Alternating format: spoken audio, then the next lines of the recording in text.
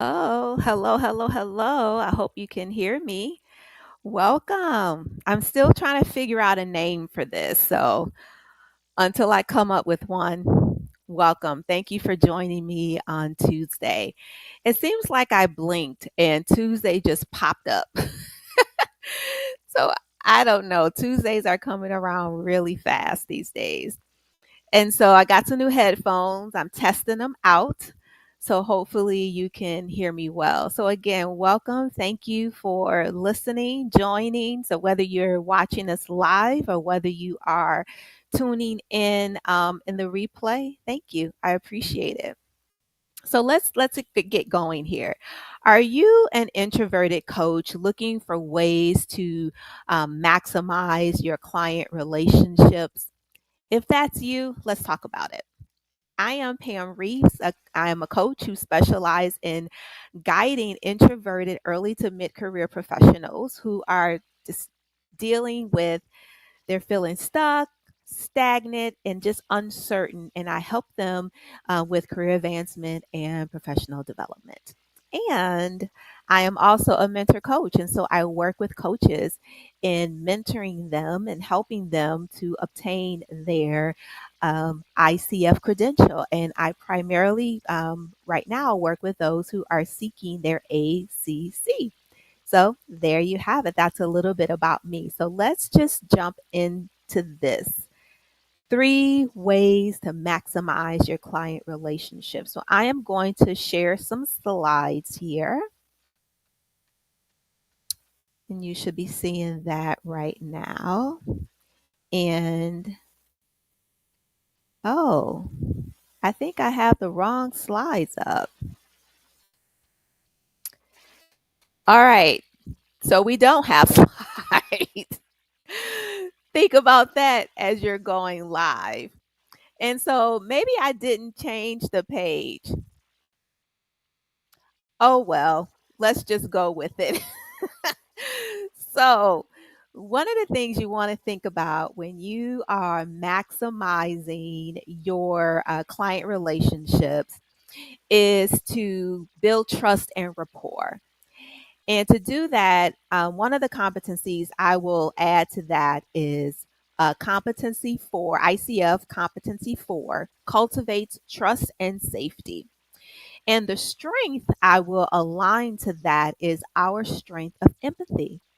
So, as introverted coaches, we are very attuned to emotions and we feel what others are feeling. And so, it helps us to understand. So, we definitely have a level of understanding and we have compassion. And so, with this, you want to make sure that you are establishing a solid foundation when you are developing relationships with your clients.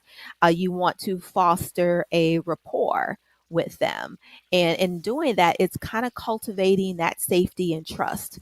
As I mentioned with competency four. So, an example with that is I was working with a client, and during the session, the client became emotional just based on some of the things that they were sharing. And I allowed and gave the client that space. That's their space. So, cultivating that safety, giving the client space to explore their feelings, whatever they may be. And once the client was, coming to and was kind of adjusting, themselves back together, I asked, what are they noticing in this moment? Because remember, you're still a coach, and one of the challenges with being having that level of empathy is that sometimes we take on the feelings, and so we have to be mindful that we're still in coach mode. So give the client the space to explore their feelings, and then continue as you can, even asking what are they noticing in this moment to really begin to help them understand and help them to really begin evoking awareness in what's happening in that moment. And so when you have built that level of trust and rapport with the client, it definitely sets the stage for the relationship ongoing in your coaching journey with that client. So you definitely want to make sure that you're building trust and safety. You want to use your strength, empathy here. And that's because we do have a level of understanding and being compassion, but also allowing the client the space to explore. So let's go to our second thing is around set clear expectations and boundaries. When you're setting expectations and boundaries, the ICF competency that comes to mind is two, embodies coaching mindset. Now, setting those boundaries and expectations are on both ends. You want to ensure that you're having those expectations and boundaries set with the client. And you do that by when you have the agreement. Do you understand the scope of the relationship? Like, what is it that they want coaching on? What are their goals? What are they looking to get out of the relationship? Some other things you want to take into consideration is, are you being clear about the client's responsibility to own their own choices? This is about them owning their choices. So ensuring that you're setting those boundaries and expectations, regulating your own emotions, because remember, with empathy, we can take on the feeling. So ensuring that you are managing your own emotions and not having an attachment to them, but continuing to partner and be on the journey with the client. Um, a strength that I would add to this, as being introverts, is the attention to detail. So when you are utilizing your strength, attention to detail, then this helps you to better organize yourself. So what are some things you are doing that is helping you only set yourself up for success, but that's helping the client, setting the client up for success? Are you getting grounded before the session? Are you clearing your thoughts in your mind? Are you getting the notes ready? Have you read the notes from a previous session? How are you preparing, right? How are you setting those expectations for yourself as well as for your client? You also want to understand, communicate those expectations. What's the frequency of the sessions? Are you clear about that? What are the feedback mechanism? How do they receive feedback? So these are all ways to help set clear expectations and boundaries and ensuring that you are embodying a coaching mindset. So an example for this one is I often give my clients an opportunity to get grounded for the session, because that attention to detail is really going to help me to see how is the client coming to the session. Are they feeling overwhelmed because they've been in back-to-back meetings all day? Um, are they feeling tired? Is there something? Is there a vibe? Like, what's happening? And because I'm able to pay attention to those things, I can sense what's happening and offer an opportunity to have them get grounded themselves. So one question I may ask is, would it be helpful to give you a few moments to get situated? Or it might be, would it be helpful to give you a few moments to take a breath? So, partnering with the client and giving them an opportunity to get themselves grounded, all of this helps you to set those expectations and those boundaries. And it's also helping you to embody the coaching mindset, which is ICF competency number 2. And the third point here is provide value and results. And if I had to pick a competency for that one, it would be 8, which is facilitates client growth.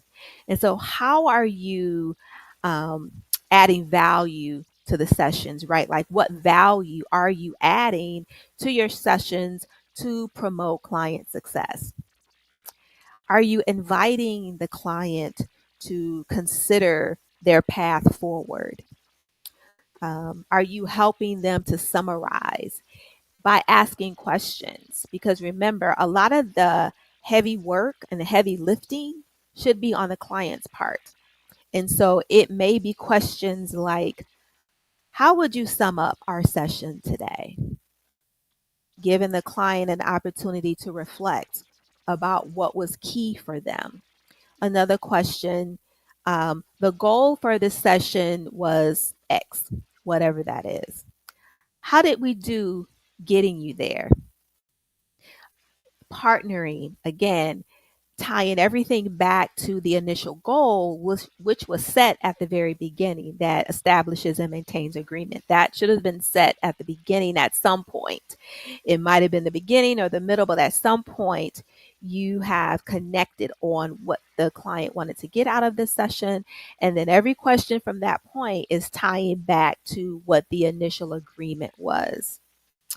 Another question would be, what have you learned about yourself in today's session? Can be another way that you are providing value. Um, and from a results perspective, and here's another question, based on what you learned today in the session, how would you apply that going forward? So now we're tying into some actions. And that can be a question of what actions are they taking from the session today? And how are they going to apply it? So again, you're helping them to get the results that they wanted by challenging them to think about what they learned and how are they going to apply that going forward. So when you think about that, those are ways to provide value and results. And so some of the things too that can help you when you think about values and results is tools. Are you providing any kind of tools for your client to help them create strategies for their goals? One of the tools I like to use is a SWOT analysis. Many have used a SWOT analysis for, business, and I use them for professional development. I use them as a way to help the client to see what their strengths are so they're able to identify what are some of the things they're good at. What do others say they're good at so they can begin to identify their areas of strength. They can see their weaknesses or challenges or opportunities for development in that space. They can also see opportunities for like what's coming up, where are there opportunities to develop in the some of the weaknesses, and where are there opportunities to continue to leverage some of their strengths. And then they can look at the threats. What's getting in the way? What could get in the way of them, making progress? And how to identify those things and what will they do, should those things pop up? So that's how you can use a SWOT analysis as a tool in your sessions. Another tool I like to use is mind mapping. We start with a central thought and we might brainstorm and consider other areas and other things that may come up for that. So mind mapping is good as well. Giving client opportunities to reflect, just taking a moment to sink in what the session was about. And again, that's where some of those questions can come into play in helping the client to reflect on their learnings and what they're taking away. And then the follow up, just some follow up note. In some cases, I do write a follow up note to clients to say here are some of the highlights of our session today. Here were the takeaways. And what happened is that can be the start of the next session. So when we're at our next session, we can say, from our last session, you walked away with these takeaways. How is that going for you? And that maybe can start, whether they want to focus in on those things or if they have a new topic. So those are some ways that you can maximize your client relationships and some of the strengths that you can use as well as an introvert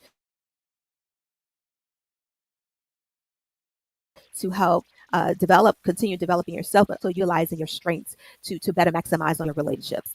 And so with that, I did want to share, I do have something coming up.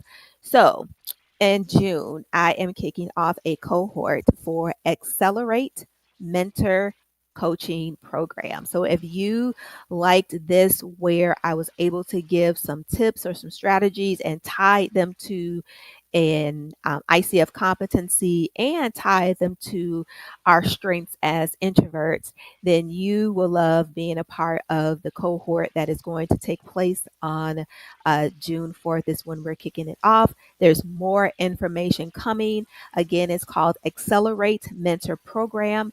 It is for coaches who are looking to obtain your ICF credential at the ACC level. So whether you're obtaining your ACC for the first time or whether you are doing it as a renewal, the Accelerate Mentoring Program will be a great fit for you. You will get 10 mentor hours that you can use as part of your application process. Because remember, mentor coaching is a requirement. And so I can help you with that.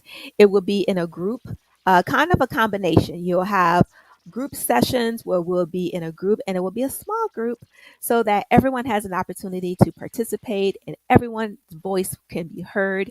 We will have do small groups, and then you will have opportunities to have one-on-one sessions. Overall, we'll be able to go through your recordings. So if you have recordings that you want to listen to, we could debrief and we can figure out, ways to enhance and develop you, in your sessions. That's what we'll be offering. So if you're interested and you want to be on the list for that, the email list, as things are getting prepared, you want to be the first to know, because remember, it's going to be a small group. You can send an email to Pam. No, coaching. Excuse me. Let me rephrase that. Coaching at pamdreeves.com. You can send an email to coaching at pamdreeves.com.